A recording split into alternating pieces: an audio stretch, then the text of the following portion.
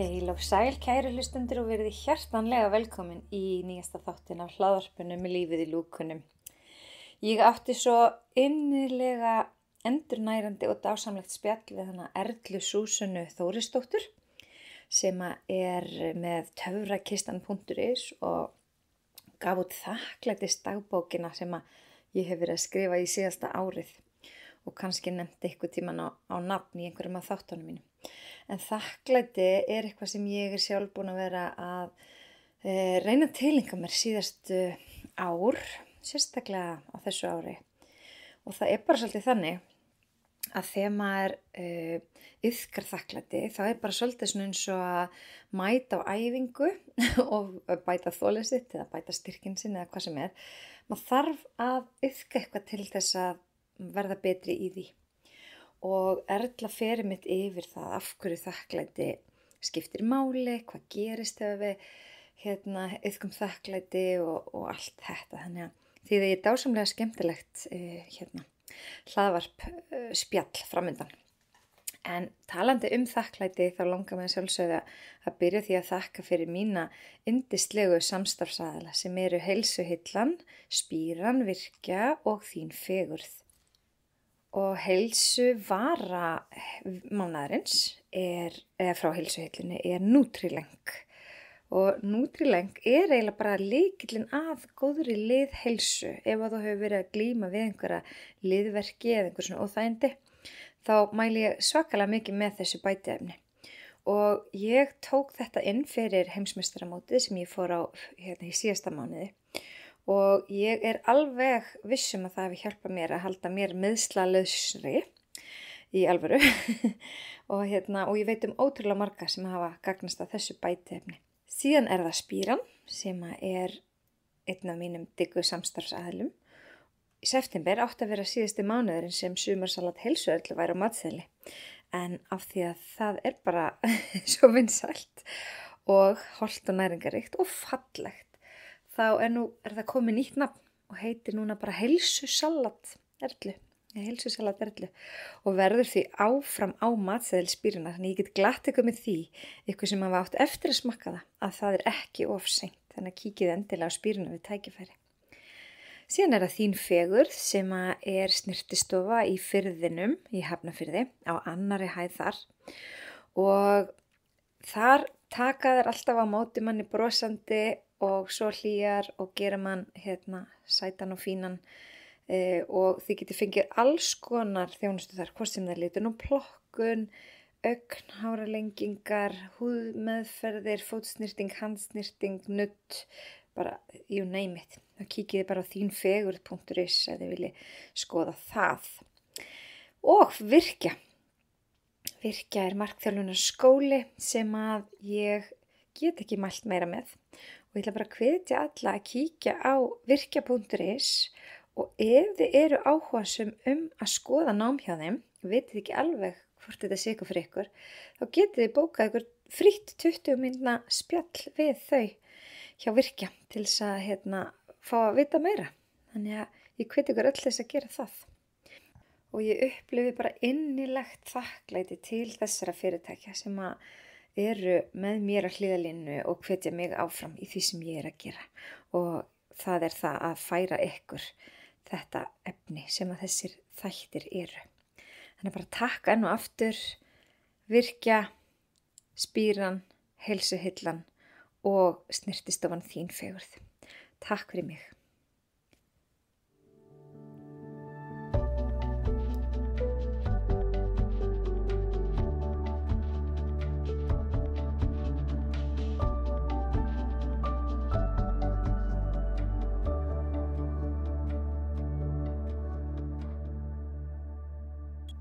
Hjá mér í dag er Erla Súsanna Þórisdóttir. Þú býrð ekki á landinu, ert bara hér í stuttan tíma, þannig það er bara gaman að við náðum saman loksins. Já, takk fyrir bara að bjóða mér og ég er mjög ánægð að ég skildi geta komið til þín. Og þetta var alveg svona eitt af forgangsatriðunum mínum á Íslandi, þú veist, að fá mér bragðaref og pulsu, fara í sund og komast til þín. Já, enda ástæðanlegt. En nú ég ekkert búin að kynna þig, nema bara nafnið þitt. Hvað getur þú sagt hlustendum, hver Erla Súsanna? Ég með töfrakistan og búin að vera með það í nokkur ár og hún hefur nú breyst, myndi ég segja, mjög mikið. En hún byrjaði sem verkefni fyrir mig sem kennara. En ég grunnskólakennari og kendi í grunnskóla í Reykjavík í 13 ár. Á mesta og elsta stigi. Og ég fór mikið líka síðan að kenna jóga og hugleiðslu og núvitund í grunnskólanum. Fór að hafa rosalega mikinn áhuga á því og var að deila því á töfrakistunni. Bæði fyrir foreldra og kennara. Og svo byrjaði ég fyrir 5 árum að flakka svolítið, fara að flytja á milli mismunandi landa og þá breyttist aðeins þetta með að vera kennari, fór ég kannski að miðla á annan hátt og fór í sjálfstæðan rekstur þegar ég bjó í Danmörku. Svo hefur það þróast svona bara á ýmsan hátt en ég myndi segja að það sem ég að takast á við núna þakklæti og þakklætisdagbókin mín. Þannig kynntist ég þér. Já, þannig að það það sem á svona hug minn allan og búin að gera það kannski síðan hún að þakklætisdagbókin mín kom út 2022.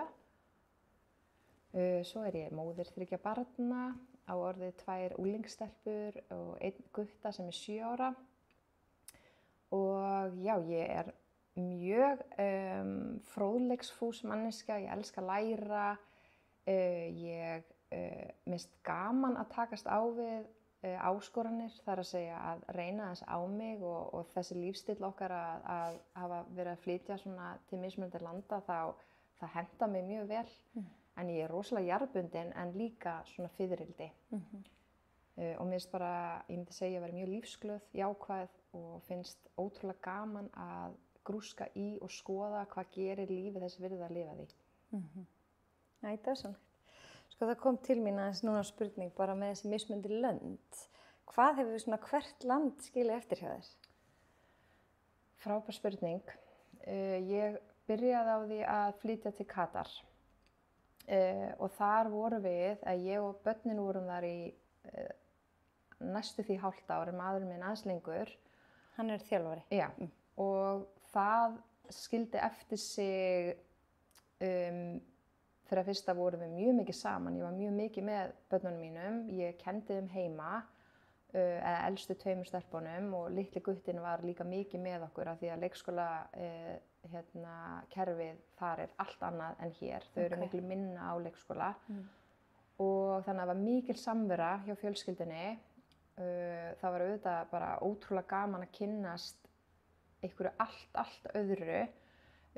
Veðurfarið, það var náttúrulega 30 stiga hiti í janúar og fór upp í 45 stiga hita í maí. Svo að það var ótrúlega áhugavert og auðvitað bara allt annað umhverfi, menning og lífstíl.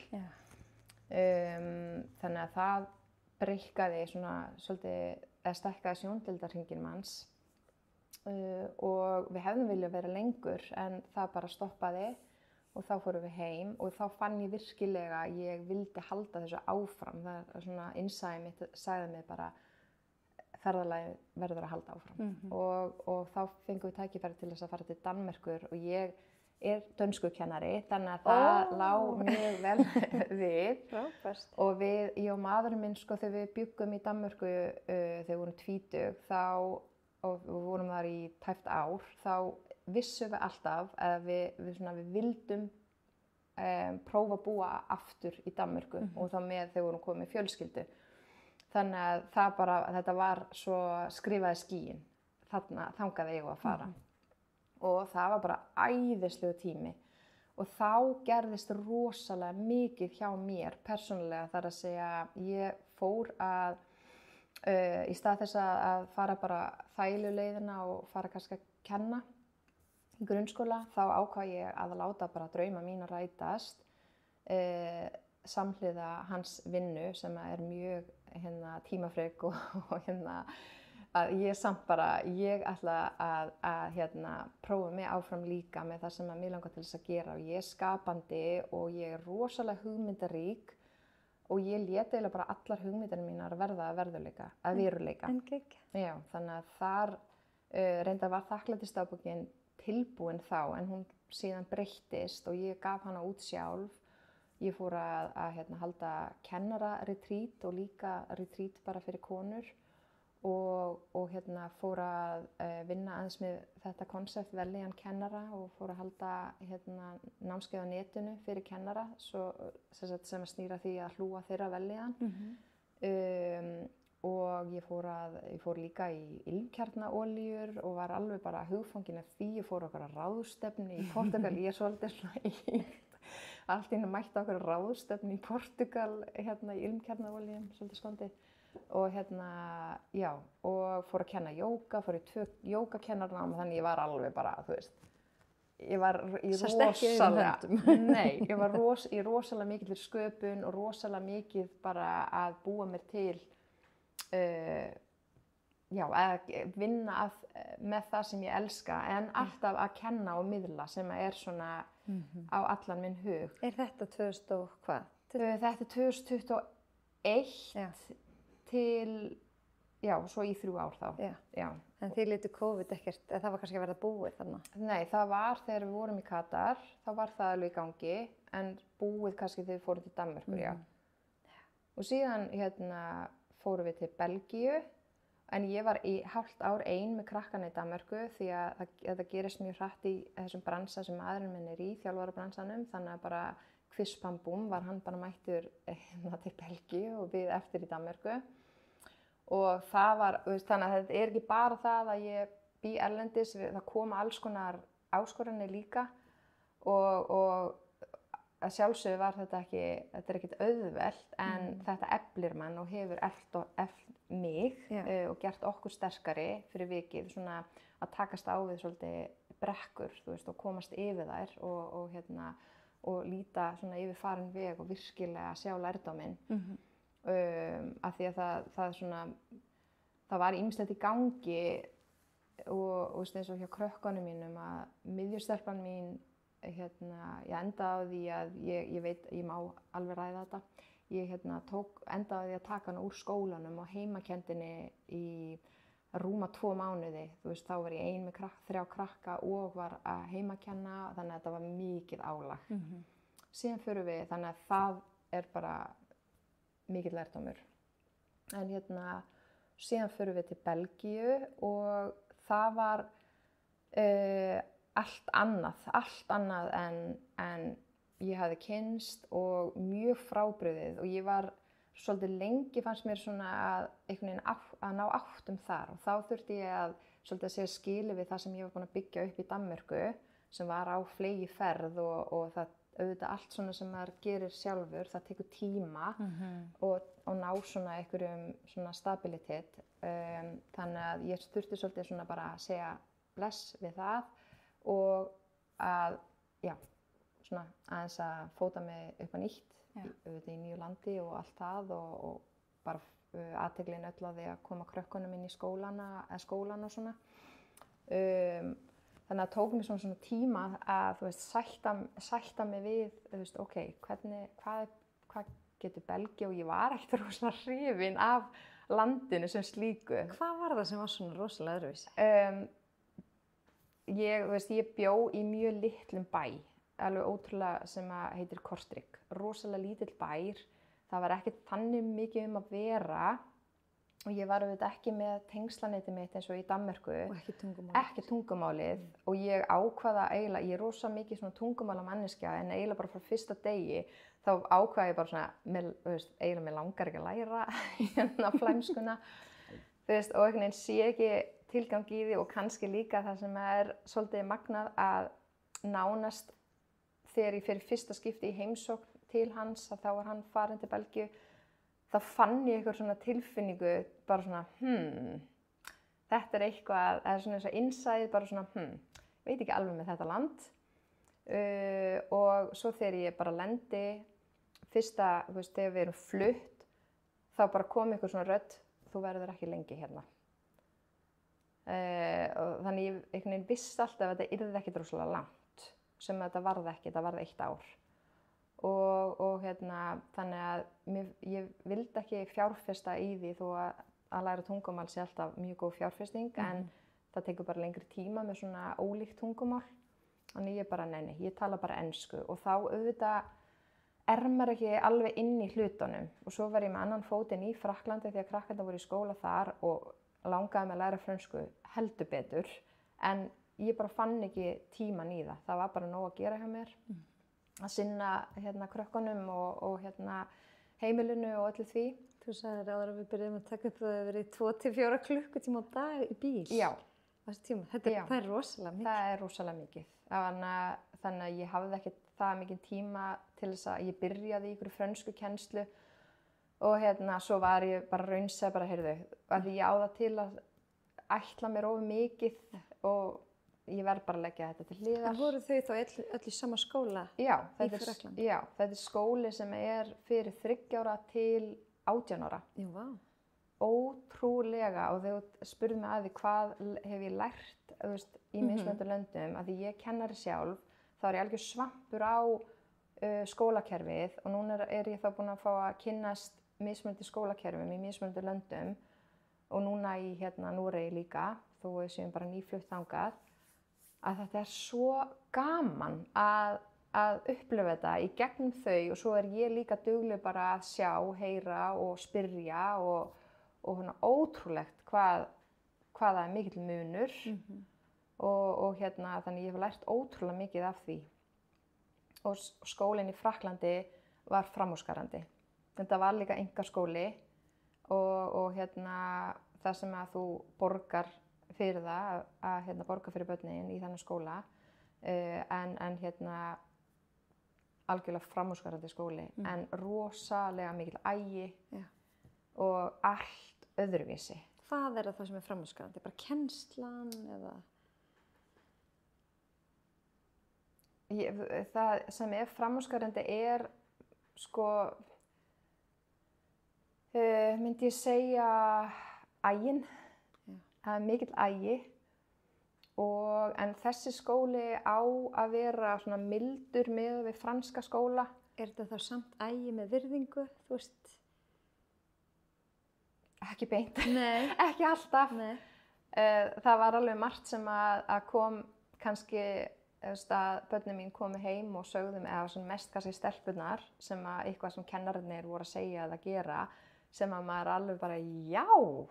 Myndi aldrei vera gert á Íslandi. Aldrei vera gert hér, en ég til dæmis, hvort ég gerði það í tvígang, þar sem ég hafði samband í skólan, því að mér fannst þetta kannski ganga of langt, en það var bara í tvígang.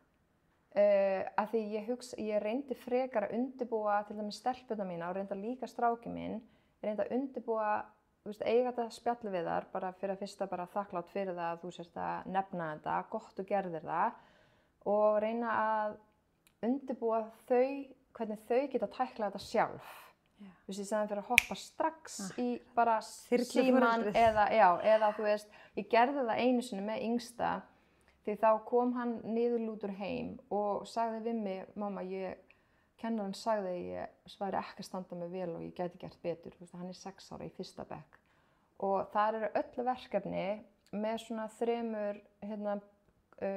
svona emojis. Að það er eitt sem er í fílu, eitt sem er svona hlutlaus og eitt brosandi.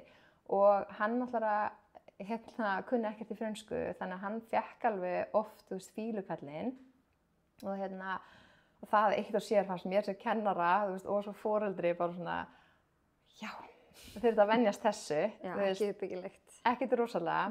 Og þá segir kennarinn einu sinni við hann eitthvað svona, þetta er ekki nægilega gott. Eitthvað svona. Og þá sendi ég á hana. En eftir á þá, ég myndi ekki segja ég hafi séð eftir því, en ég sá alveg að þar stökki á bara tilfinningalestina hjá drengnum mínum og þegar upp í staði var þetta ekkert mikið mál. Hann pældi svo ekkert í þessu og þetta skildi ekkert eftir sig eitthvað hjá honum, Því hann kom jákvæður heim eftir hvern einasta skóladag sem er bara ótrúlegt.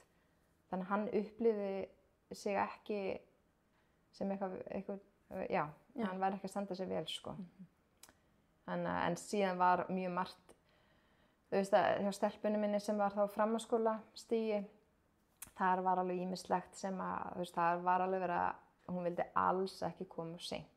Því ef hún kom of seint þá fengi hún gjörsamlega að heyra það fyrir framan allan bekkinn. Það var hún bara tekin fyrir.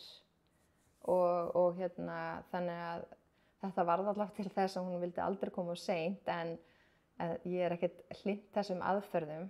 En þetta kenndi öllum börnunum mínum aga og kenndi þeim mjög mikið hvernig á að læra. Og þegar litli strákurinn fór fyrir síðan í annan bekk í Noregi fyrsta daginn, hann var svo hissa, mamma, við vorum ekkert að læra.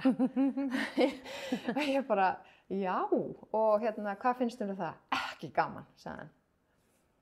Þannig að við vorum bara að leika. Hvað setja hann í þriðja bekk? Þvílíkt hissa. Þannig að kannski þarf eitthvað jafnvægi þarna á milli. Ég hef heyrt að því hann er reyndar núna í alþjóðlegum skóla, ekki í norska kerfinu. Ég hef heyrt frá foreldrum að það er mikið losarabragur í bara skólanum.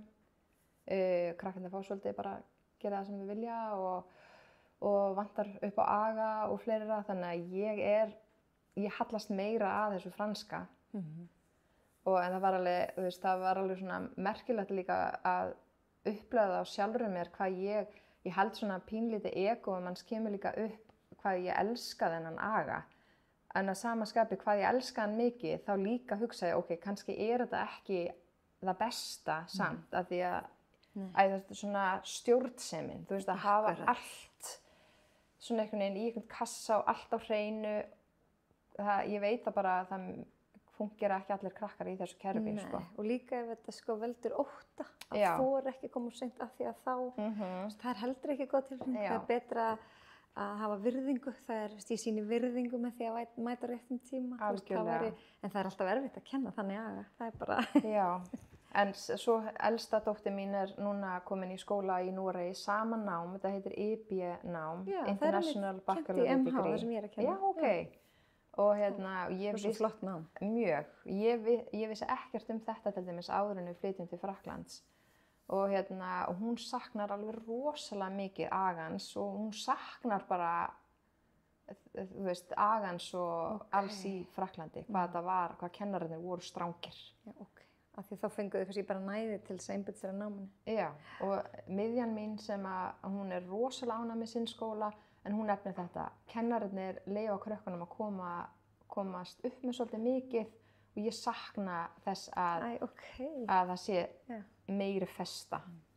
Ég held að mynda vantir rosa aga í skólum á Íslandi líka. Já, ég held það líka. Ég hef upplifað það sem kennari sjálf, sko, en ég finn reyndar, sko, ég kenndi í grunnskóla í 5 ár, svo er ég núna búin að kenna í framhaldsskóla í 6 ár. Það er allt annað. Þú veist, í framhaldsskóla, þar eru þau ekki skyldugt til að vera. Mér finnst þau bera virðingu fyrir, allavega ég hef ekki ennþá upplifað agavandamál og ég er búin að kenna hana síðan 2019, skilur þetta. Það er ótrúlega bara forréttindi og ég er ótrúlega þakklát fyrir það, því að við veit við ætlum að ræða þakklæti á eftir, að fá einmitt, bara að njóta þess að kenna. Það þurfi ekki eyða allir orkunni sinni að þú veist, taka á agavandamál. Algjörlega.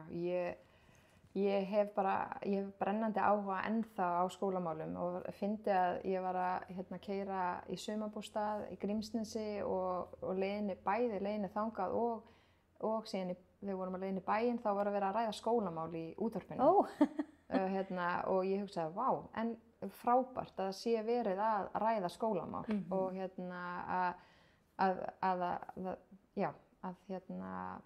ráðamenn vilji breytingu og svo spurning hvort að það verði að því, en ég var ótrúlega hugfangin af þessu þegar ég ég bara var mjög hugfangin af vellíðan nemenda og síðan fór það líka þróast út í vellíðan kennara, að við hlúum að okkur sem kennarar, að við pössum upp á orkun okkar og veist, að reyna að skapa meira jákvæðan á vinnustaðnum. Af því að við auðvitað stjórnum held ég að 88% af okkar streitu sjálf, þannig hvernig við bregðumst við hlutum, það er bara, hefur úrslitakost á það hvort að þú verðir verður of stressaður eða ekki og getur þá þróa með þér kannski einhverja kulnun og slíkt sko. Þannig að auðvitað getur skólinn, stoðirnar í skólanum gert heilmikið en líka þú sjálfur sem kennari. Þannig að það skiptir mig ótrúlega miklu máli og ég elskaði alveg að halda þessi námskeið og að bjóða upp á töfrandi retreat í Danmörku í 5 daga og Var það Íslendingar sem voru það? Já. Og ég hélt 2 þannig kennararetreat og þau, bara því ég tala það, fæ ég bara hlýtt í hjarta að þetta var svo yndislegt. Þetta fara að gera það í Noregi kannski? Það er alveg gæti vel verið, en ég hélt retreatin mín á Inspirational Center of Maribú heitir það. Það eru Íslendingar sem eiga það og í dag eru þau bara mjög góði vinir mínir. Og það er líka það sem að hefur kannski líka setið eftir. Ég hef kynnst svo ótrúlega góðu fólki á þessu flakki okkar og ég myndi aldrei vilja breyta því.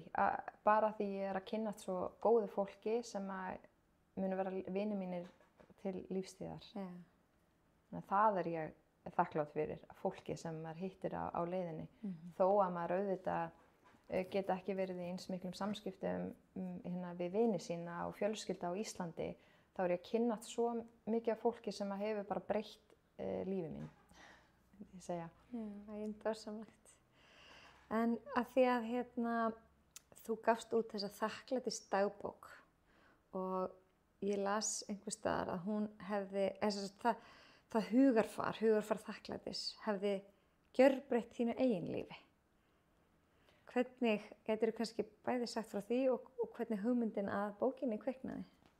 Hún kviknaði þegar ég var í námi, ég var í diplómanámi á meistarastigi í jákvæðri sálfræði.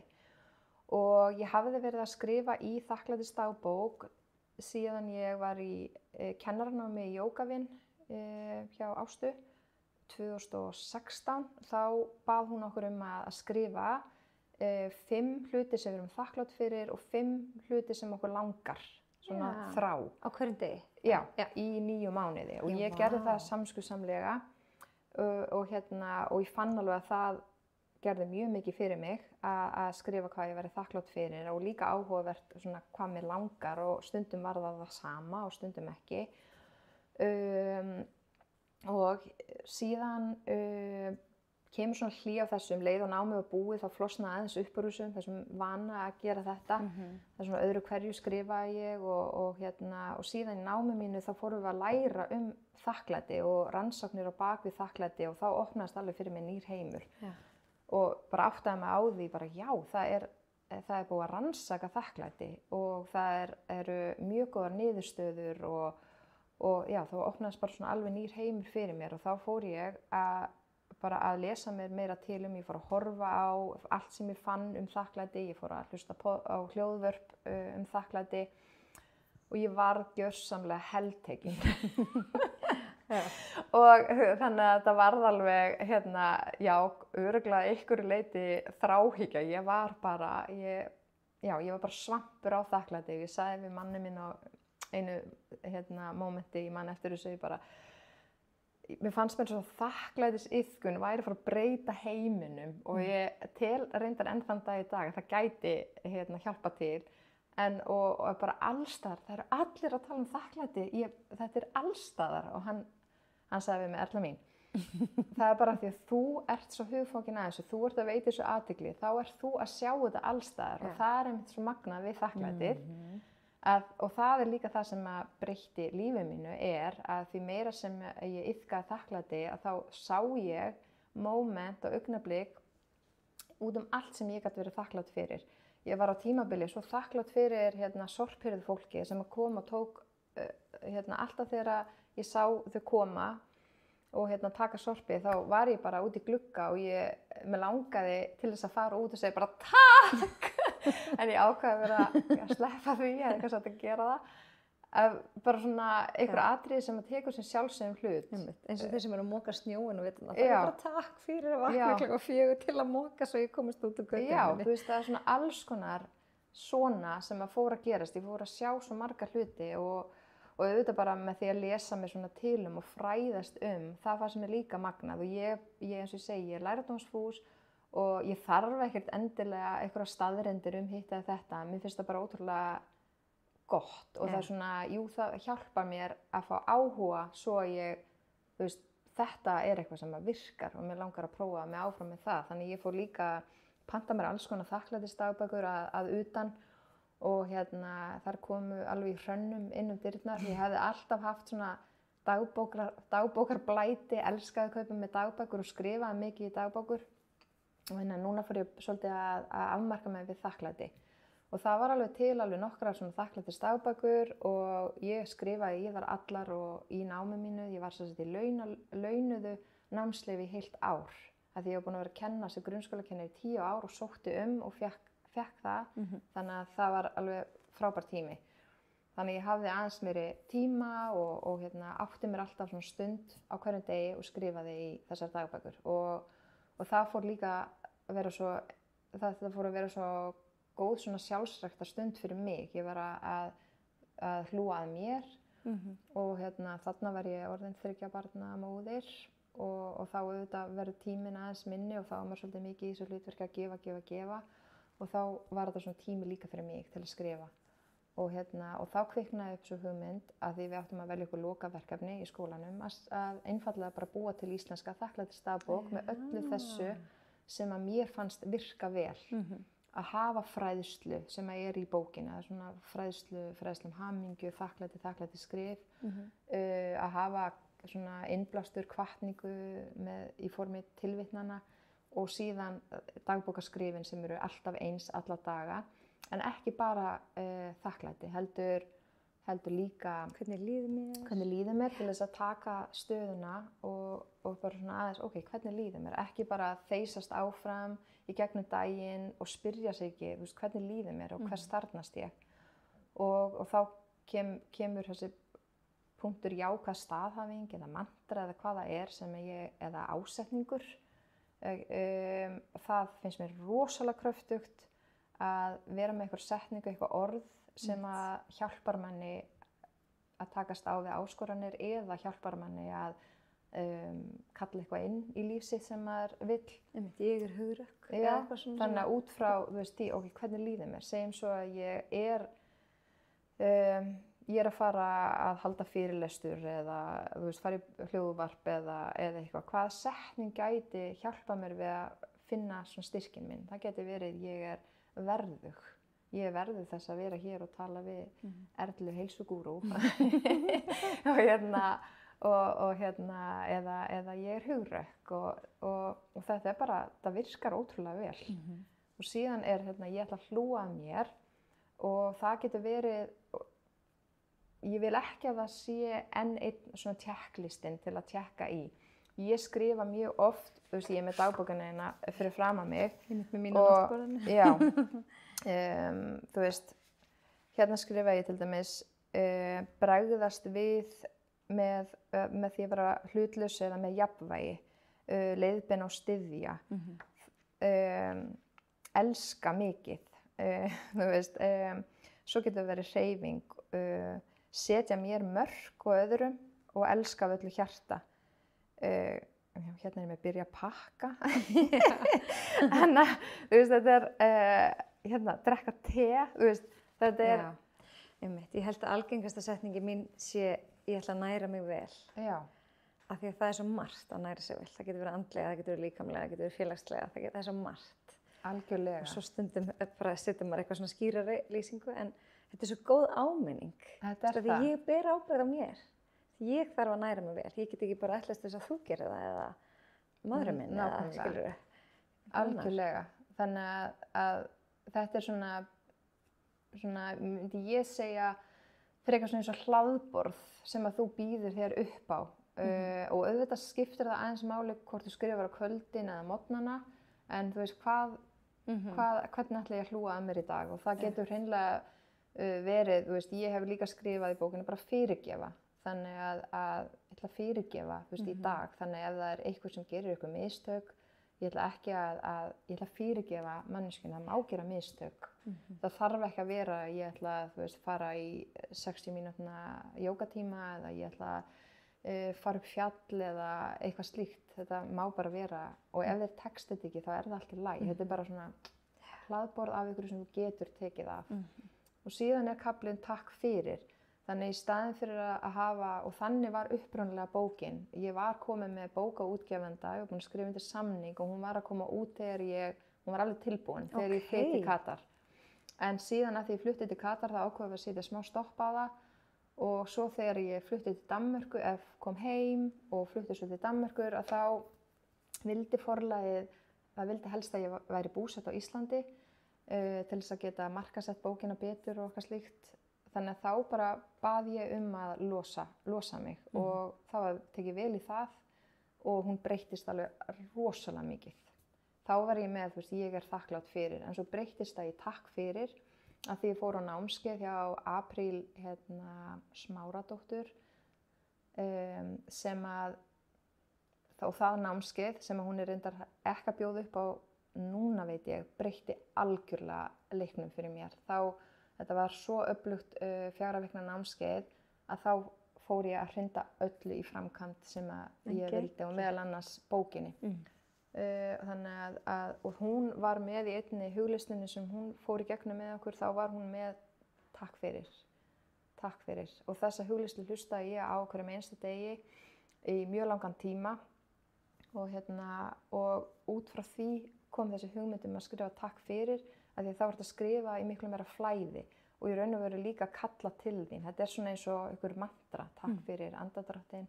Og ég byrja alla færslur á þessum orðum sem Apríl kom með, takk fyrir andardráttinn, takk fyrir þá gjöf sem lífið takk fyrir þennan dag. Þannig hef ég öll skrif. Þannig það svona mín heilaga þrenning. Og svo kemur bara flæði og það getur verið mjög skrýtnir hlutir sem koma bara eitthvað mjög random. Ég skrifa bara það sem kemur upp í hugan, en þú getur líka skrifað mjög markvisst. Og það gerði ég til dæmis þegar ég hélt kennararetreatið fyrsta. Ég var að renna algjörlega, blint í sjóinn með þetta og hvort það væri ykkur að fara að koma alla leið frá Íslandi á eitthvað kennararetreat og veist. Og þar skrifaði ég fyrirfram takk fyrir að kennararetreatið seldist upp á 2 sólarhringum. Það manifesta. Já, og ég skrifaði þetta dag eftir dag og ég fór líka í lýsingar á kennararetreatinu, þú veist hvernig mér leið, hvernig þetta var allt saman. Og það sem magnaða var að ég ekki að ýkja, upp á sekúndu seldist upp 22 kennarar á 2 sólarhringum. Wow.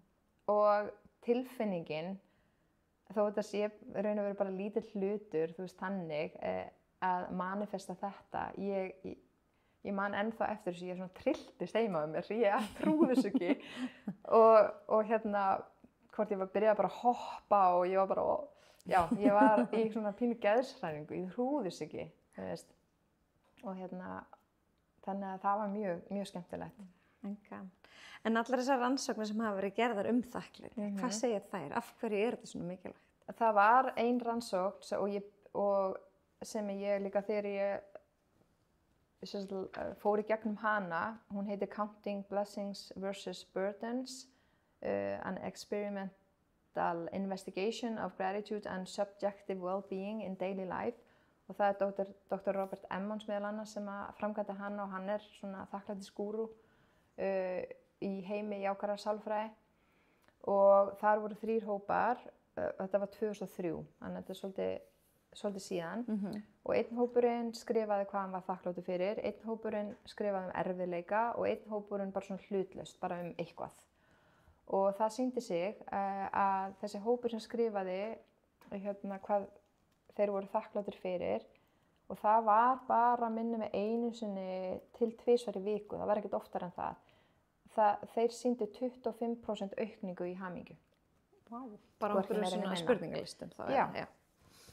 Og þetta mjög flott rannsókn og þannig að þetta var sem magnað þegar ég las og var að grúska í þessu. Þetta var svona algjörlega magnað. Það var líka annar ávinningur, það var betri svefn, það fólk sýndi meiri samkennd, fólk sýndi meiri hvata til þess að hreyfa sig og meiri bjartsýni. Þannig að var mikill svona auka ávinningur. Og hérna... Það kannski að stuðla að aukinni hamingju. Já. Allt þetta. Já. Þannig að þetta vísindalega sannað að virki. Og bókin mín byggð á hugmyndafræði jákvæðrar sálfræði og ég tek þetta inn í það þegar ég var að búa hana til. Og ég hef fundið það sjálf að þetta algjörlega virkar mjög vel. Og það sem þetta ár sem ég að byrja að skapa hana og að þessi hugmyndir að fæðast, þá lendi ég myndi ég segja áfalli af því að dóttir mín fær rosalega stórt flogakast og við héldum að við værum að missa hana, að við vissum ekkert hvað væri að gerast og eftir það tók við rosalega, myndi ég segja, erfiðu tími af því við vissum hreinlega ekki hvað væri í gangi. Hún var í alls konar rannsóknum, hvort þetta væri heilaæxli og svo framvegis. Og þannig að líka þegar maður tekst á við svona áskoranir, þá þakklætið ótrúlega öflugt. Að það snýst ekki að vera ótrúlega þakklátur. Það enginn þakklátur fyrir að lenda í því að barnið sitt verði veikt eða einhver aðstandandi veikist. En maður getur verið þakklátur fyrir rosalega margt í ferlinu. Maður getur verið nota þakklæti sem bjargráð í erfiðum aðstæðum. Okay. Og það nýttist mér mjög vel í þessum aðstæðum. Að vera bara þakklátt fyrir niðurstöðurnar sem sýndu það að það var ekkert og það var bara ekkert vitað hvað olli þessu stóra flogi hjá henni. Sem vissulega var erfitt og var til þess að maður svaf mjög illa í marga mánuði. Og maður minn flutti bara inn til dóttur minnar, bara og svaf á dínu á gólfinu í nokkuð tíma. Wow. Þannig að við vorum rosa hrædd. En við vorum bara þakklátt fyrir góða niðurstöður, við vorum þakklátt fyrir frábært heilbrigðisstarfsfólk sem reyndist okkur vel, þó að það hafi líka verið mjög margt sem var ábótavant í raun og veru, varðandi upplýsingastreymi og annað, en þá létum við það ekki glepja okkur. Þannig að við settum ekki athygli á það, við settum athygli á það sem gekk vel. Og það rosalega gott fyrir okkar eigin heilsu sem foreldrar eða aðstandendur. Og minnka streituna. Þannig að mér fannst þakklæti hjálpa mér í þessum aðstæðum. Og svo einmitt langar mig að nefna að móðir mín dó 2014 og í jarðarförin hennar, og þetta hljómar ótrúlega einkennilega, ég var svo þakklát í jarðarförinni og sú tilfinning var svo ofarlega að jarðarförin varð bara einn fallegasta stund sem ég hef á ævi minni gengið í gegnum. Wow. Og Varstu þá búin að vera að vinna í þakklætinu? Nei, en bókin skrifuð út af mömmu fyrir mömmu. Þannig að ég tileinka bókina mömmu, systir mín hannaði bókina og þannig að þessi bók fyrir mömmu. Já, og táknið framan á, ég var einhvern veginn búin að leita því hvað þýðir það eftir. Þetta bara alþjóðlega þakklætistáknið og ég er með smá kafla sem hægt að lesa þetta. Já, alveg rétt. Og ég einmitt mæli með einna æfingu, þetta svona fyrsta æfing að mála eða teikna þetta þakklætistákn. En þetta bara í raun og veru, táknið bara þessi spírall, þessi hringur, að lífið gengur í hringi og og lífið tekur stöðum breytingum og svo framvegis. Þannig að og það sem þetta alveg magnað því ég hugsa til þess að ég var bara svo ótrúlega þakklát fyrir bara fyrir allan þann tíma sem ég átti með mömmu. Ég var svo þakklát fyrir mömmu sem var bara yndislegasta manneskja sem til og þetta var bara svo ótrúlega falleg stund. Og hún, við ætluðum að jarða hana í annarri kirkju, en síðan var hún ekki laus, þannig við endum í Guðríðarkirkju í Grafarvogi og mamma hét Guðríður og ég var í rosa ótróa með það því að hún vildi aðra kirkju af því að hún var búin að vera veik, hún lést af krabbameini í alveg svolítið langa tíma þannig að hún var búin að skilja eftir sér svona ákveðna upplýsingar ákveðna hluti sem hún vildi og en svo var þetta bara svona svo sterkt, þetta er einmitt kirkjan sem hún átti að vera jörðuð í. Það var svo fallegt stundu hvernig hlutinni þróast og þá bara allt eins og það á að vera. Og það líka svo góð setning, allt eins og það á að vera. Og hún líka kemur rosalega sterkt inn í þakklætið að þakka fyrir hlutina eins og þeir eru núna. Það þýðir ekki við að maður ætlar að sætta sig við eitthvað sem ekki gott. En bara að vera þakklátur fyrir það sem maður hefur núna. Og þá setur maður athyglina á gnægð en ekki skort. Því að þú ert alltaf að leitast eftir því að fá eitthvað annað er betra, að þá upplifir þú skort og skortur kemur af stað bara neikvæðum tilfinningum og vanlíðan. Óhamingju. Þannig að það er líka það sem mér skipta miklu máli. En það var eitt nefnilega, ég skrifaði niður eina svona tilvitnun sem ég var að lesa í einni bók og mér var svo frábær. The past is a history, the future is a mystery, and this moment is a gift. That is why the moment is called the present. Mér finnst þetta frábær tilvitnun og segir svo ótrúlega mikið til líka bara hvað lífið er mikil gjöf, hvað það vakna hverjum degi er mikil gjöf og það geri ég á hverjum degi og það skiptir ekki, ég er ekki alltaf glöð og þú veist, alltaf bullandi hamingjusöm og allt bara bara frábært en þegar ég vakna, ég er ekkert að þvinga fram eitthvað, ég bara vakna og ég gef mér tíma bara í að anda og finna fyrir líkamannum mínum finna bara fyrir því að ég á lífi, ég anda, ég eina og svo kíki ég yfirleitt strákurinn minn litli komin upp í og bara svona yndisleg stund að sjá hann sofa og horfa á hann og manninn minn og bara fyllist bara þakklætis fyrir fólkið mitt og síðan fer ég á fætur og fæ mér vatnsglas og þakka fyrir vatnið og ég segi bara takk vatn og þá er ég að stilla inn á það að þakka fyrir það sem við tökum sem sjálfsögðum hlut, þessu vatnið og í raun og veru hversu stórkostlegt fyrirbæri vatn er.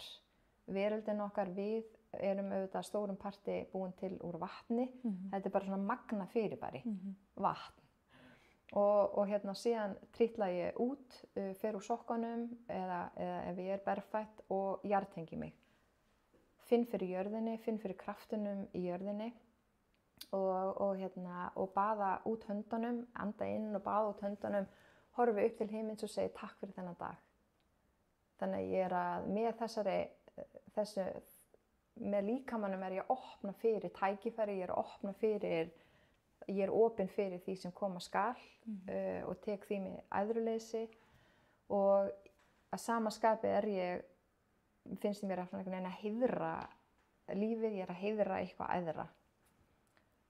Og síðan fæ ég mér engiferskot ef ég á það til, annars bara eitthvað djús og ég segi skál fyrir lífinu og ég ger þetta upphátt og tek skotið og svo var ég eitthvað að lesa mig til það að Grikkir hins forna gerðu þetta í gamla góða daga og helltu síðan drykknum til jarðar og þeir voru að skála fyrir góðri heilsu og hamingju. Þannig að þá styrkti þetta ennþá meira þessa athöfn mína. Þú veist að ég elska allt svona, einhver svona siði og hefðir og rituals. Og svo yfirleitt fer ég með krakkana í skólan, ég er ennþá að keyra þau, eða yngsta, en töluvert styttra í þetta skipti. Ekki til Frakklands, ekki annars lands. Og kem tilbaka og skrifa í dagbókina, þakklætisdagbókina og fæ mér kaffi. Og þannig að þetta er þakklætisvenjan mín. Og þetta tekur enga stund, þetta að þessi rútína. Þetta ég hef aldrei tekið tíman, en ef ég skrifa líka í dagbókina, ég held þetta sé kannski 6 mínútur eða eitthvað. Já, ok. Þetta er allir einfalt. 6 mínútur. Og það er þetta, þegar ég byrjaði þessu, þá fóru ótrúlegustu hlutir að gerast. Þannig að ég hvet fólk til þess að byrja þarna, að þetta einfalda. Bara, þetta er bara svona eins og sérst að með útvarp og að tengja á þakklætisrásina. Og þegar þú gerir það, þá fer líka varðandi heilan, að þegar þú ferð, að það er, þú veist, heilin á þér breytist þegar þú byrjar að iðka þakklæti líka. Þegar þú hleypir þakklætis iðkuninni svona inn, að þá fer hann að sjá meira það jákvæða og það eflir þrautseigju. Þannig mér finnst allt sem ég gengi gegnum, sem er kannski bara í raun og veru milt miðað við það sem að sumir, ef það er einhver mikil veikind og annað sem er alltaf gríðarlega svona krefjandi, að þá er ég miklu fljótari svona, eins og maður segir á ensku, bounce back. Það er ég miklu fljótari að fara svona tilbaka eða miklu fljótari að sjá það jákvæða. Þú veist, það eru margir hlutir sem ég er bara hætt að kvarta yfir, eitthvað svona sem ég kvartaði yfir fyrir einhverjum árum, ég er bara hætt að kvarta yfir í. Það er bara, að því það er eins og heilinn minn, hann bara reynir að finna það jákvæða. Að því auðvitað eru 75% af hugsunum okkar neikvæðar eða eitthvað slíkt. Eða allavega stór hluti. Þannig að, já. En þetta er alveg magnað. Þú veist, ég veit ekki hvað er langt síðan. Það eru örugglega meira en ár síðan ég fekk bókina. Tíminn líður svo hratt, eða það ekki? Ég er allavega örugglega 1,5 ár. Já, 1,5 ár. Og hún er einmitt alveg að vera búin. Það var að köpa með nýja. En þú veist, ég tek bara svona tímabil. Stundum er ég rosa dugleg að skrifa einhverja vikur og svo kannski bara koma einhver tímabil sem ég skrifa ekki neitt einhverja vikur. En þetta er svo magnað bara hvað þetta er samt stillir mann af. Ég er farin að taka eftir svo ótrúlegum hlutum. Alltaf þegar ég er í fjallgöngu, þá ef ég sé stein sem er myndaður eins og hjarta, þú veist, þá tek ég svo eftir honum. Ég tek mynd af honum, þú veist, eða þú veist, hvernig liturinn er á laufunum og himninum og þú veist, þetta verður allt eitthvað svona bara, þetta magnast allt svo upp. Það verður allt eitthvað svo fallegt þegar maður er stiltur svona. Og svo bara nýjasta dæmi, ég var að sippa á æfingu og flækti sippubandið.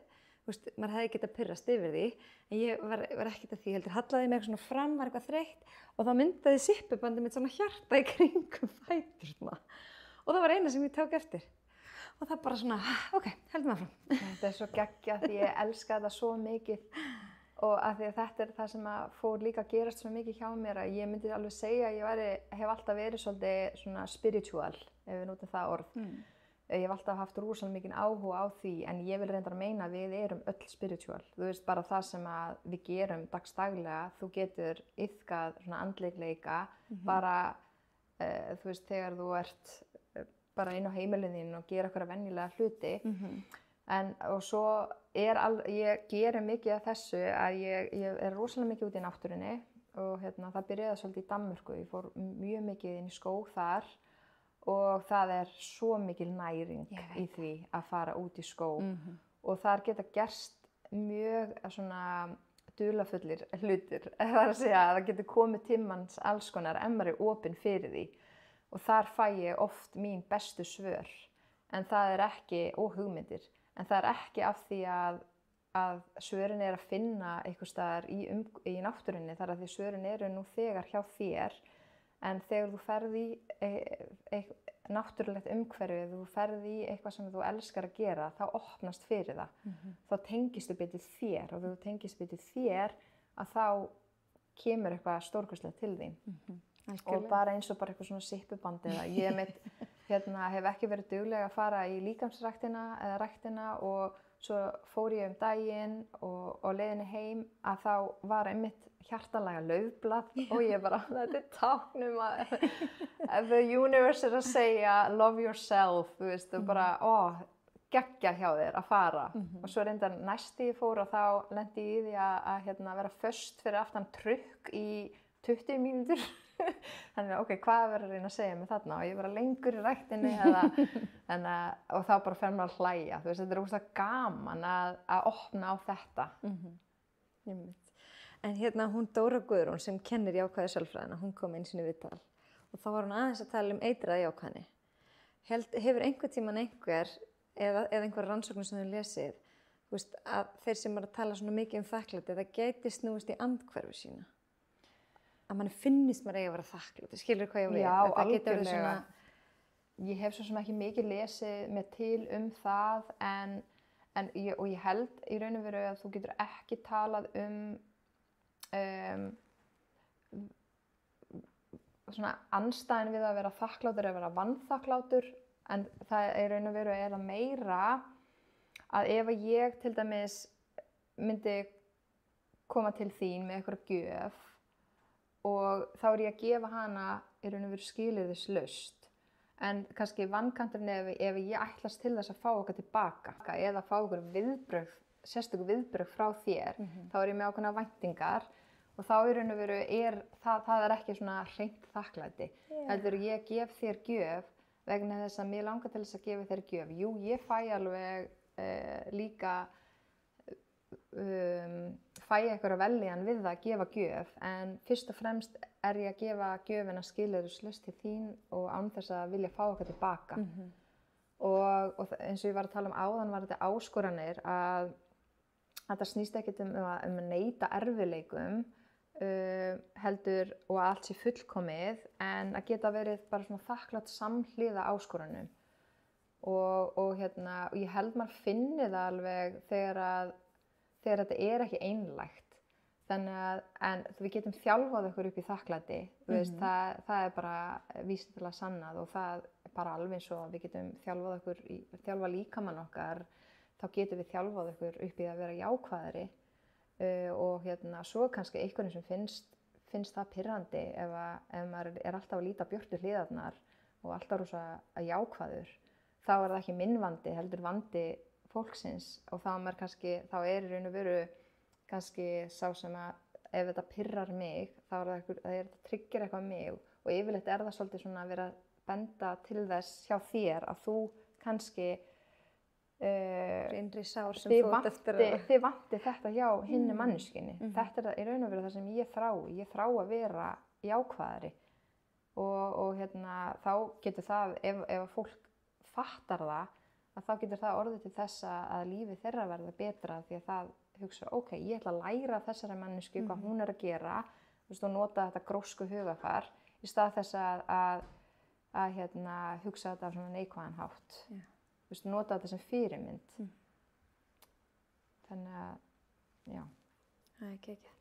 Sko ég spyr, eða ég reyni allavega að muna alltaf eftir, ég hef einstaklega svona glemt því, en ég reyni að spyrja allavega, hvað heilsa fyrir þér? Heilsa fyrir mér ég fyrst hugsa hugur, líkami og sál.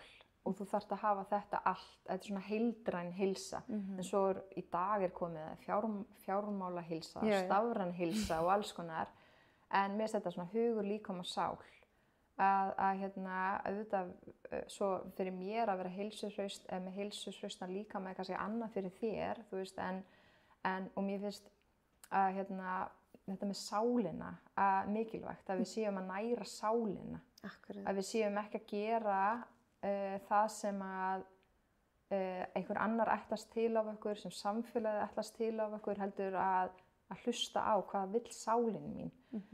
Og það hægt að komast að því með því að hlusta á innsæið sitt og vera í tengingu við það, og ég vil meina að þakklæti hjálpi þar til, að því að gera það sem nærir þig, og svo finnst mér líka varðandi heilsu að við eigum ekki að tala kannski vond heilsa eða góð heilsa, því leið og búin að setja þetta í svona einhverja flokka, þá verður þetta svolítið dæmandi. Þannig en við getum mist heilsuna klárlega og þannig að já, það svona einhvern veginn hvernig ég líti á heilsuna, að þú líka varðandi sálina, að þú hafir líkamlega heilsu til þess að gera það sem að sálin þín vill, þannig að ef að þú, þannig að þetta eitthvað svona, eitthvað sem kemur upp í hugan. Og auðvitað ef þú missir andlega heilsu, þá bitnar það á líkamannum, og ef að líkamlega heilsa ekki í jafnvægi, þá þú veist, fer það að bitna andlegu heilsunni, 100%. Og ef þú ert ekki að vinna að því, þú veist, hvort sem það starf, ef þú ert bara að vinna eitthvað staðar sem að sálin þín nærist ekki, þá fer það að bitna á líkamannum. Já, og svo fer það að bitna á andlegu heilsunni. Þetta er mjög góð skilgreining. Og mér finnst alltaf gaman að heyra að sko, við sjáum öll heilsu á svo ólíkan hátt. Einmitt. En á endanum er þetta samt alltaf þetta heildræna einhvern veginn. Já, Það ég myndi segja það. Svolítið gaman. Og það vill auðvitað enginn missa heilsuna og þegar það gerist að þá virkilega finnum maður hversu þakklátur maður getur verið fyrir það bara að vakna og vera heilsuhraustur og geta tekist á við daginn sinn, hvort sem það er eitthvað sem er skemmtilegt eða leiðilegt. Þú veist, ég hef allavega heilsu til þess. Og hann einmitt, það var, að því ég hef á hérna svona bók líka, ég á svolítið mikið á svona bókum þakklæti. Þá var einmitt, ef ég má lesa hérna sem Buddha segir, let us rise up and be thankful, for if we didn't learn a lot today, at least we learned a little. And if we didn't learn a little, at least we didn't get sick. And if we got sick, at least we didn't die. So let us all be thankful. Það er alltaf eitthvað. Já. Já, það er svo fallegt. En það er bara, þetta er bara svo magna hvað gerist. Þú veist, það er kannski bara, já, ég gerir mér ekkert grein fyrir tímanum, því tími er svo ótrúlega fljótur að líða. En það er ekkert mörg ár síðan ég fór að spá í þakklæti. En ég finn bara hvað það vex og vex og vex og vex og vex. Og þetta er bara svo undisleg tilfinning. Ég hef alveg lent á þér í hlaðvarpinu að það var einhver stund í COVID þar sem að það voru allir svolítið búin að vera fastir inni og ég fór út að hlaupa í skó rétt hjá og það var snjór á grenitrjánum og ég horfði svona upp og það var tungl og stjörnur og ég hef aldrei fundið svona brjóskassa sem var svona eins og var að springa. Bara eins og hann var bara að springa innanfrá af einhverju vellíðan og ég hugsaði að þetta er þakklæti. Þetta er mesta þakklæti sem ég á ævi minni fundið og það er svo magnað þegar maður hefur fundið þetta einu sinni. Þá veistu hvað þetta er og þá er svo auðvitað að finna þetta aftur. Algjörlega, þetta er bara, það er sagt að the heart is the memory, gratitude is the memory of the heart. Og þetta er bara frábært. Þið fór bara að gráta. Ég veit það, þetta er svo magnað hvað við erum líka, þetta er bara líka þessi tenging við eitthvað almætti, hvað sem þú kallar það Guð eða hvað sem þú kallar það. Það er eitthvað orka eða hvað það er hana úti sem að tengir okkur við jörðina og tengir okkur líka manneskjörna saman. Við erum öll samferðafólk hér á þessari jörð, öll saman og þegar þú opnar fyrir þetta og leyfir þetta að þá gerast svona magnaðir hlutir, þá færðu þessa bliss tilfinningu og þú getur upplifað þetta á hverjum einsta degi. Þú getur það ef þú ert móttækileg fyrir því og ert opinn fyrir því. Þetta snýst allt bara hvað val þú tekur en það er ekkert fullkomið. Þú veist, það kemur alls konar inn í líf okkar og það er enginn sem segir lífið sé auðvelt og það verður ekkert endilega kannski auðveldara með þakklætinu en jú, það verður það. Jú, er það ekki? Ég held að lífið sé auðveldara. Já, það er það. En það er ekki þannig að þú sért stöðugt þakklátur fyrir allt en þú ert fljótar að sjá svona lærdóminn og fljótar að taka eftir litlu hlutunum og svo koma þessar tilfinningar, bara þegar við sjáum regnboga, af hverju erum við ennþá, ég er orðin 43 ára að þegar það kemur regnbogi, þá er ég bara, sjáðu regnboga, ég tek alltaf minn. Já, þetta er svo magnað, það er bara, wow. Og svona einhverju hlutir sem að koma og náttúran er svo ótrúlega sterk þarna, og ég myndi segja við ættum að sækja meiri í náttúruna og hún bara sjálfkrafa róar okkur. Hún er heilandi. Og það sem að þú vilt kalla inn í lífið þitt, að það getur kallað inn í lífið þitt með því að iðka þakklæti, með því að þakka fyrir það sem þú hefur núna og þakka fyrir það sem þú vilt kalla inn. Þannig að við bara skulum alls ekki vanmeta þennan hæfileika okkar í raun og veru. Við verðum svolítið aftengd í nútímanum. Og ef þú ert með öðru fólki, að ef þú vilt vera boðberi þakklætis, af því þú ert kennari sjálf og ert náttúrulega ótrúlega veitir fólki mikinn innblástur og ert bara geislandi eða gangandi innblástur finnst mér. Takk fyrir. Að þá er þetta ef að þú ert í einhverjum aðstæðum þá getur þú, ef maður er að tala varðandi þakklæti og börn, hvernig getur maður, ef það er eitthvað sem sérð eða heyrir að þá tala það, bara segja upp þetta. Já, og vá hvað sjáu þið himinn, hvað er fallegur og litli strákurinn minn gerir þetta, það svona tekur eftir einhverjum hlutum bara því ég er einhvern veginn búin að vera að segja þetta og að því að við getum ekki þvingað fram þakklæti. Það er ekki hægt, og þessi setning sem við höfum örugglega öll sagt við börnin okkar, vertu nú þakkláti fyrir þetta. Við sýnum það með einfordæmi, með því að vera fyrirmyndir og með því að setja það í orð og þannig innprentum við þakklæti inn í börnin. Og svo er auðvitað þetta orð takk fyrir, það er auðvitað bara eitthvað svona kurteisis, en við erum að tala aðeins annað.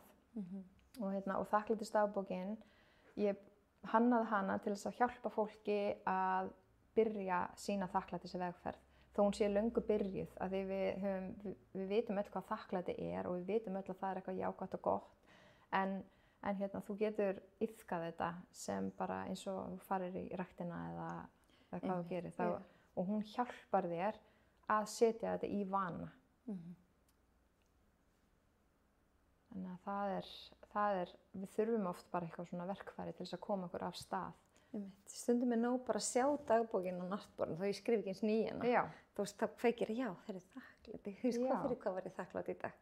Þegar ég hef yfirleitt nýtt hana á kvöldin, bara því ég komin í ró, en ég ætla að fara að prófa núna að nýta hana á morgnana, eins og þú ert að gera. Já, það er munur á því og ég var alltaf að skrifa í þakklætisdagbók á kvöldin, svona eftir daginn. Það eru svona ígrundun og aðeins og svona, hvað var gott við daginn minn í dag? Og þá ferðu að sofa og leggst á koddann með þakklætið efst í huga í staðinn fyrir að leggjast á koddann og fara að hugsa þá á kvöldin. Ég held að það lækki ykkur svona hormón í manni þannig að maður það neikvæðni á mér í aðgang. Ég held það. Og líka varðandi konur og tíðarhringinn að það allavega koma stundir í mánuðinum hjá mér sem það sem ég opna meira fyrir það neikvæða. Það er bara ákveðin, það svona kemur eitthvað svona spírall. Þannig að hugsa eða skrifa niður sem er ennþá áhrifaríkara hvað maður er þakklátur fyrir, þá ertu að bara hjálpa þér að minnka streituna og vera einhvern veginn glaðari og sofa betur. Það er kannski ágætis byrjun að byrja á kvöldin, fólk hefur oft meiri tíma á kvöldin. Já, og ef þú ert með hana á náttborðinu, þú verður að hafa hana einhvers staðar sem þú sérð hana. Ég til dæmis bara hjá kaffivélinni er ég með svona þakklætistákn, svona póstkort. Þannig að þá minnir það mig líka á þakklætið. Þannig að það er svona þakklætiskveikjur og það lærði ég nú í bókinni Atomic Habits. Þá talar hann mikið það hvernig maður á að setja þetta í vana. Þannig ég er líka með það í bókinni til þess að hjálpa fólki að setja þetta í vana því að það er oft á tíðum það erfiðasta. Þó þetta taki bara 3 mínútur að gera þessa athöfn. Og þannig ég byrjaði það á því að búa mig til svokallan griðarstað. Það sem ég var með hægindastólinn, ég ferði alveg til. Ég ferði til einn hægindastól í eitt horn og það setti borð, kerti, plöntu og þar var penni og síðan var svona pínu B.F. Skinner dæmi að ég hafði súkkulaðimóla. Þannig að þegar ég var búin að skrifa, það fekk ég súkkulaðimóla og kaffi, þá var ég umbun af mér. Það var þetta svona, ég er súkkulaðigrís, það var bara svona, er þetta svona stundin mín, Þannig að það algjörlega hjálpaði mér að skapa mér þessa stund. Og svo bara þegar ég horfði á staðinn minn, griðastaðinn, þá svona bara dró hann mig að sér. Og ég var líka með einhverja lykt og svo þegar ég fór í innkjarnaolíurnar, þá var ég með svona ákveðna lykt sem ég andaði að mér í hvert skipti. þá ertu líka að tengja, þú veist að því ilmur er svo rosalega, hefur svo rosalega mikil áhrif og þá svona eiginlega bara svona fekk ég þessa tilfinningu þakklætis og tilfinninguna að skrifa bara með því að finna lyktina. Þannig að þú getur hjálpað með alls konar svona og ég skrifa líka það í bókinni, hvað þú getur gert. Þannig að þetta verður í raun og veru svolítið svona ritual fyrir þig.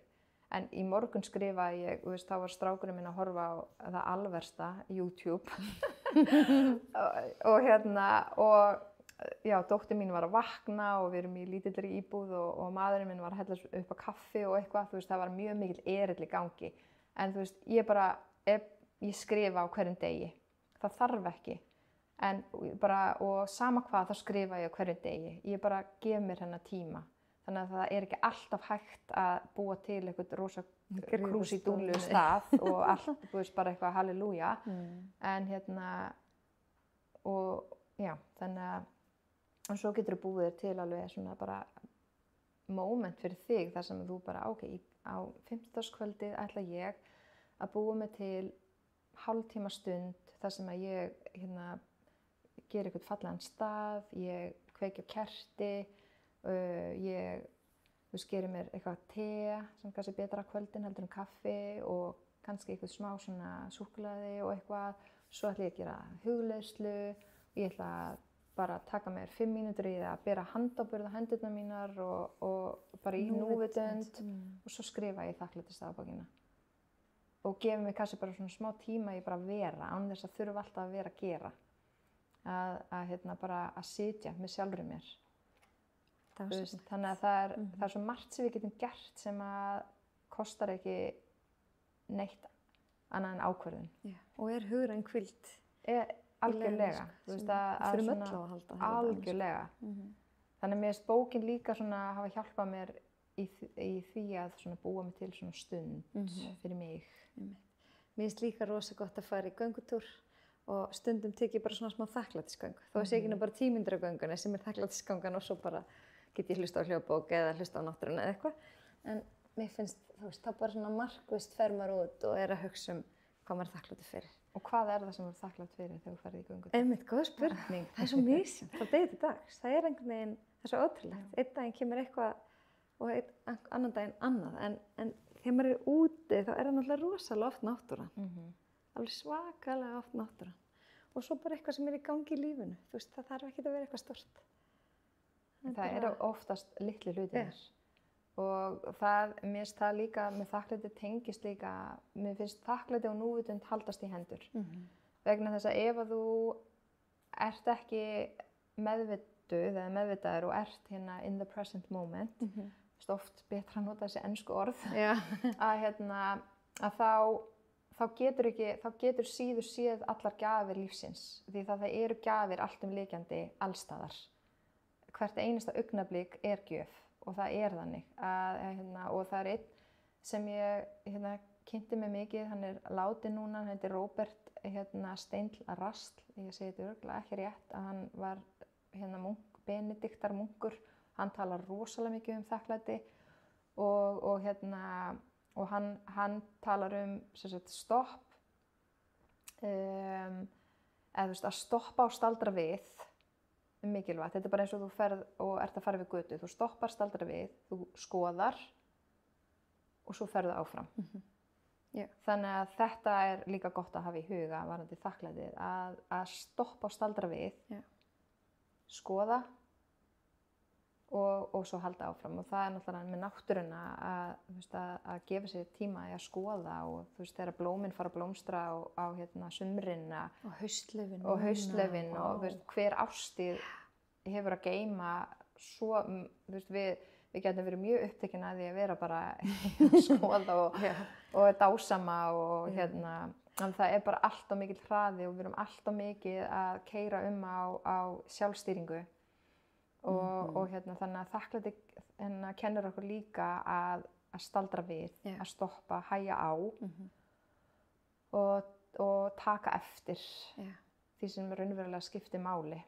Þetta er eins og maður í fjallgöngu.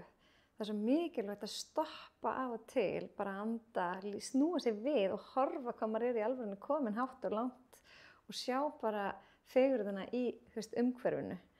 Af því að maður einhvern veginn, sumir eru bara að strunsa upp, snúa sér aldrei við til þess að hérna, eða gefa sér augnablik til þess að lítið við farin smá fjallageit, þannig að ég bý í Bergen í Noregi, það sem að snýst allt að ganga upp fjöll.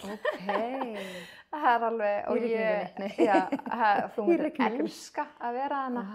Ég hef mér svo að hugsa til þín og var svona, hún myndi, þegar við vorum eitthvað að ræða þetta, að hittast og svona, bara hún myndi elska að vera henni. Það svo, normenn eru allavega, eru mjög duglegir að ganga upp fjöll og vera út í náttúrunni og hreyfa sig. Og ég hef aldrei farið ein upp fjall og það á dagskrá hjá mér. Vegna þess að þegar við erum með öðrum, að þá vill maður oft fara á þeirra hraða. Sérstaklega ef það aðili sem vanar en maður sjálfur, að þá fylgir maður svolítið honum eða henni. Og að ég á alveg það eftir að fara á mínum eigin forsendum upp fjall. Og ég ætla að gera það og ég ætla að stoppa eins og oft og ég vill og skoða mig og koma við og finna, heyra, snerta öll skynfærin. Og það það sem að mér er svo gaman að heyra það að þú gerir þetta líka, að fara svona út í náttúruna og taka göngutúr. Og ég gerði ekkert rosalega mikið af þessu því ég bjó á Íslandi, en ég jók alveg svakalega út í Danmörku.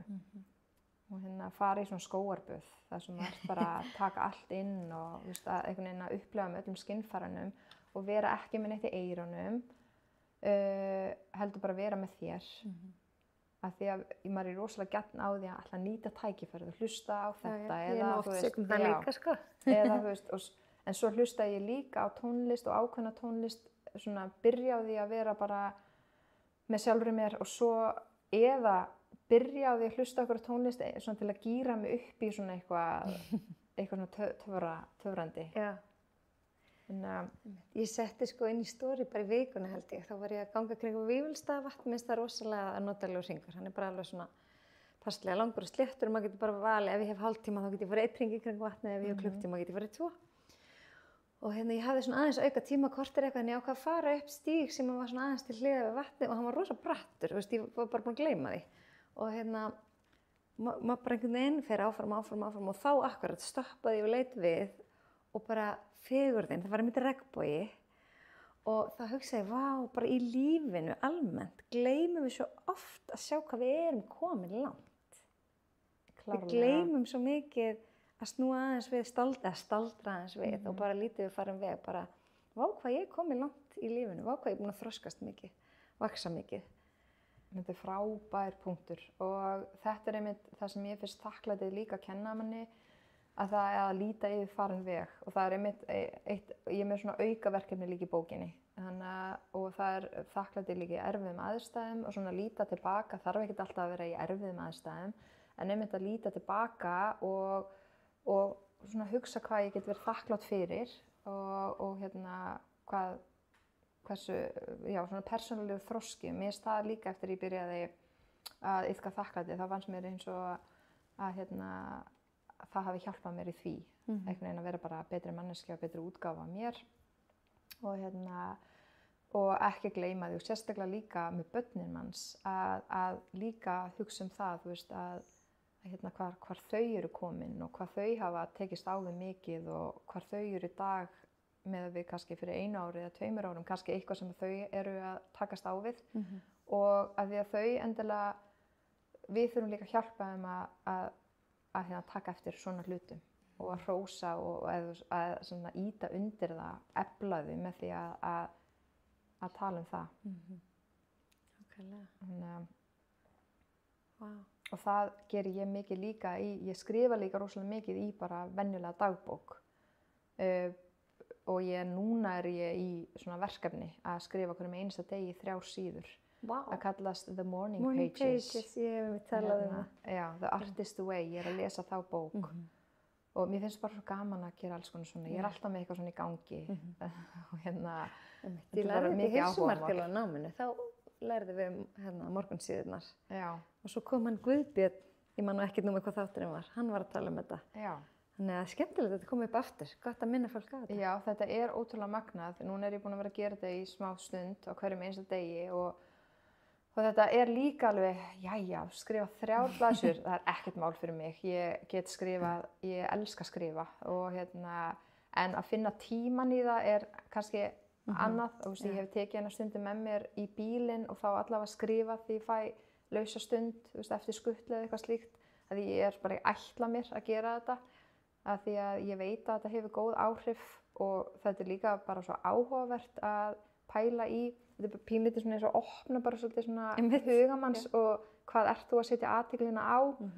Og ég las líka bókina Innsæi eftir Hrund Ingunnardóttir að mig minnir, sem algjörlega brilljant bók og hún svo mikið að tala að pay attention what you're paying attention to. Ég segi, bókin ekki til á íslensku. Og mér finnst þetta svo frábært. Hvað ertu að veita athygli? Já, veitti því athygli hverju þú ert að veita athygli? Já, og þegar ég að skrifa það, þú veist, í þessa morning pages, hvað ég að veita athygli? Það segir manni ótrúlega margt. Það alveg bara svona eitthvað sem maður vill sleppa tökum á til þess að líða betur og til þess að vaksa sjálfur, til þess að opna fyrir sálina, að þá kemur það bara svona smám saman í ljós hvað þú ert að veita athygli. Og þá fattar maður bara, ég alltof mikið að veita þessu athygli. Skiptir þetta máli? Nei. Þú veist, þetta atriði sem ég get verið svo þakklátt fyrir? Nei. Þannig að líka gott að hugsa það, ok, hvað það sem ég elska? Hvað það sem ég hata? Ég með eina æfingu sem svo geggjuð. Viltu segja okkur frá henni kannski? Já, ég skrifaði hana ég byrjuð á að ég virkja póstlistan minn og ég kalla það hjartaskrif, þar sem ég deili oft svona æfingum. Og það hún heitir Hell Yes, Hell No. Hana lærði ég í jógakennaranáminu mín í Danmörku sem heitir Living Your Lattes, algjörlega frábært nám og þau blanda svona hugarfarslegum æfingum inn í það og þá skrifar það bara niður og þetta frábær haustæfing. Ég ert með blað og þú skiptir blaðin í tvennt og öðrum megin það Hell No og hinum megin Hell Yes. Og svo skrifar það bara niður allt það sem þú í raun og veru hatar, það sem dregur þig niður, það sem kvíðavaldandi. Sem nærir þig ekki. Já, skrifar það og svo skrifar þú Hell Yes, hvað þú elskar. Og virkilega hugsa hvað elska ég, ekki þú veist hvað segir samfélagið mér að ég eigi að elska, þú veist ef allir á Íslandi eru byrjar að hlaupa, þú veist elskaru að hlaupa þó þú farir og gerir það kannski ekki, þú veist hvað það sem þú elskar, skrifa það niður. Og svo svo bara þú veist markvisst vinnur að því að einblína á Hell Yes listan. Að gera meira af því og þú getur kannski bara setti markmið ég ætla að gera þetta núna í þessari viku. Það þarf ekki alltaf að það líka þetta með að vera að koma fleiri á listan okkar. Við höfum alveg nóg að vera, nóg að hugsa, nóg að gera. Ekki vera að setja mikla pressu á þig. Að þetta enn eitt, að það skrifið þakklætisdagbókina enn eitt sem að ég þarf að gera og þarft ekkert að gera þetta er bara val. Viltu mögulega taka þessa ákvörðun og það hefur mögulega mjög jákvæð áhrif á þig, þá gerur það og ég hef allavega heyrt frá þeim sem hafa skrifað í dagbókina að hún hefur hjálpað þeim mikið og ég sé það bara og finn það bara ef ég að fylgja einhverjum og er í samtölum við fólk að þetta bara hefur ótrúlegustu áhrif. Ég frétti á einni sem sendi mér skilaboð sem þakkaði mig fyrir þessa bók því hún hafi opnað bara hugan hennar fyrir þakklætinu og orðið þess að hún ákvað að flytja til útlanda með alla fjölskylduna. Vá. Já, ég var bara svona, ok. Þannig að það að byrja að iðka þakklæti var til þess að hún fór að hlusta meira, fór að taka meira eftir og lét hennan gamla draum rætast eða hlustaði meira á innsæði sitt að þetta eitthvað sem hún, svo hef ég ekkert heyrt í henni aftur. Þannig að þetta er alveg magnað. Yeah. Og svo gaman einmitt það einn sem elskar þakklætisdagbókina hann er búinn að láta setja þetta tattúið á sig og sendi mér, þannig að það er ekki bara Ég var alveg búin að hugsa það sko. Já, ég er á leiðinni. Ég og systir mín, að hún er alveg með nokkuð tattú, ég er ekki með neinn tattú, ég ætlaði aldrei að setja með tattú og svo fekk ég þessi hugmynd, setjum á okkur þakklætistáknið í minningu mömmu. Já. Og af því að neðst á þakklætistákninu þá myndar táknið lágstafinn G og mamma hét Guðríður, alltaf kölluð Gauja og þannig að þetta er svona til minningar mömmu líka. Fallegt. En hún býr í Danmörku og ég er alltaf að flytja í ný lönd, þannig að einn daginn munum við koma saman og setja okkur þakklætistáknið til að minna okkur á það, við veist bara stimplað á okkur og hverjum degi bara muna eftir þakklætinu. En á þakklætisnótum þá langar mig að þakka sko þeim sem eru búin að styðja við mig frá því ég byrjaði með þetta hlaðvarp og ég er með smá gjöf með þessi handaði frá einum samstarfsaðalar minn sem heitir Heilsuhyllan. Þannig að gjör svo vel. Og svo er líka Spíran og Þín fegurð, snyrtistofa og Virkja sem er markþjálfarskóli. Þessir 4 aðilar eru búin að standa þétt í baki á mér og það er svo, ég með sko innilegt þakklæti til allra sem að hafa trú á manni. Þú veist, þegar maður bara dembi sér út í eitthvað svona verkefni eins og að byrja með hlaðvarp einhvern veginn að fólk bara sé tilbúið að standa með mann. Það er svo bara magnað. Já, ég minnst að þetta er mjög viðeigandi að þakka fyrir og það við eigum að gera meira af því að þakka, já eins og í þín tilviki fyrirtæki fyrir og líka þú átt örugglega fjölskyldu sem hefur líka stutt við baki á þér og hvatt þig í þetta og vini og svo bara breiðist þessi þakklætisbylgja út og ég fæ tækifæri til þess að tala um þakklæti sem að kannski kveikir í einhverjum að byrja þessa þakklætisiðkun og kannski þessi þakklætisiðkun breytir einhverju hjá þeim aðila, skilur þetta er svona ripple effect. Já, svona keðjuverkandi áhrif þakklætis og þetta er eitthvað að þetta er bara yndislegt og takk fyrir þessa gjöf. Heyrðu, bara verða góð, þú getur kíkt ofan í. Það er til dæmis D-vitamin sem við þurfum, já ég veit, þetta er vegleg gjöf. Ég þarf þetta D-vitamin því það er mjög grátt núna í Bergen og verður áfram, það er lítið sól. Já, svo er hérna Lions Mane líka. Heyrðu, já. Sem er alveg bara... Ég ásvöluð stuft sem er að vera búið. Safrox og alls konar ótrúlega... Ok, þetta er ekkert smá vegleg gjöf, er það grínast? En þetta merki, New Nordic, ég mæli svo ótrúlega með öllu frá því. Þetta er allt náttúrulegt, ég held að þetta sé frá Svíþjóð. Geðveikt. Þannig að bara, takk kærlega fyrir. Já, þetta grínast. Ég elska líka að fá eitthvað svona Íslandi. Myndaður hérna, þannig að fólk getur séð þig. Já. Með hjarta þannig bakvið. Já, ég tók einmitt eftir hjartamyndinni hjá þér. Það var fyrsta sem ég tók eftir því ég kom inn. Ég málaði þetta með höndunum. Nei, þetta er æðislegt og þetta er svo lýsandi fyrir þig. Það? Og ástæðan fyrir því að hlaðvarpið þitt gengur vel og er komið á þann stað sem það er þú. Af því að þú hefur opnað hjartað þitt og þú ert svo ótrúlega einlæg.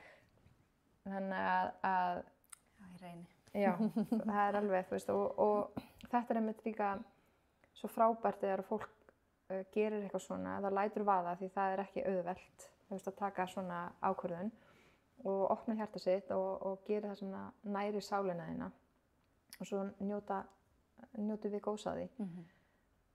Og já, fyllumst þakklætis þegar við erum að hlusta á gott hljóðvarp.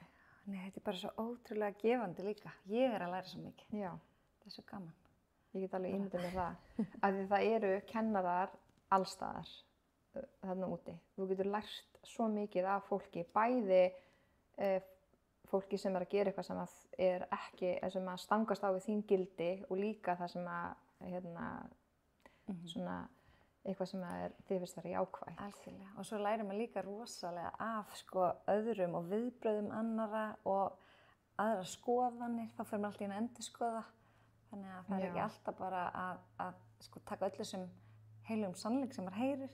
Heldur svolítið að taka þeim öllu með fyrirvara. Ok, er þetta eitthvað sem henta mér? Er þetta eitthvað sem ég get tilenga mér? Hvaða áhrif mun það hafa á mig? Er það jákvæð, er það neikvætt?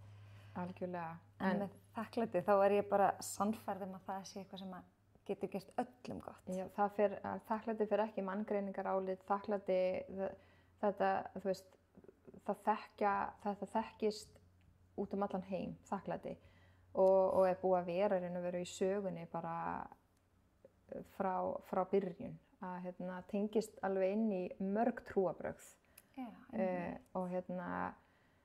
Og það hentar kannski ekki öllum að skrifa í svona dagbók.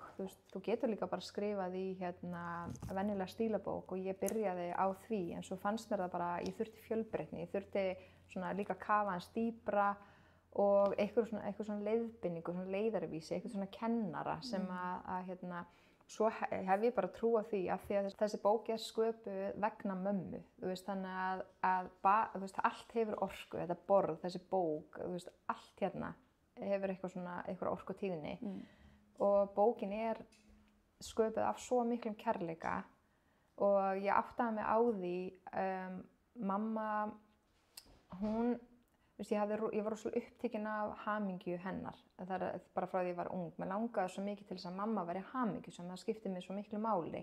Og ég hafði rosalega mikinn áhuga á svona andlegum málefnum, og þegar mamma var að spá í bolla með vinkonum sínum, þá var ég alveg bara íðaði ég og las sjálfshjálparbækurnar hennar og svona. Og svo var ég svona, veist, hún var ekki að vinna vinnu sem að hún var rosalega dugleg og náði alltaf að tengjast fólkinu vel, og hún var rosalega bjartsýn og jákvæð, en hún var ekkert beint að vinna vinnu sem að nærði sálina hennar. Og ég hugsaði fyrst alltaf, ég ætla ekki að gera það sem mamma ætlar að gera, þú veist, ég ætla ekki að gera það, en svo var einmitt þetta námskeið hjá Apríl sem að breytti þessi hugsun hjá mér. Ég ætla að gera það sem mamma náði ekki að gera. Það var bara kúvending það gerðist eitthvað innra með mér, og bara þetta hugafar, ég veit ekki hvort þú skilur hvað ég er að tala um, hvað svona, í staðan fyrir að segja ég ætla ekki að gera það sem mamma gerði, heldur ég ætla að gera það sem mamma náði ekki að gera.